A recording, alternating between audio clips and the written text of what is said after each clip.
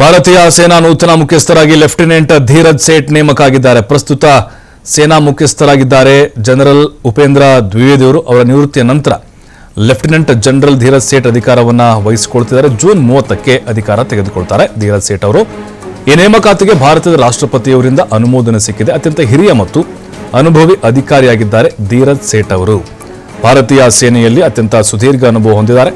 ಧೀರಜ್ ಅವರು ರಾಷ್ಟ್ರೀಯ ರಕ್ಷಣಾ academy Wellington defence services staff ಕಾಲೇಜಿನ ಹಳೆಯ ವಿದ್ಯಾರ್ಥಿಯಾಗಿದ್ದಾರೆ.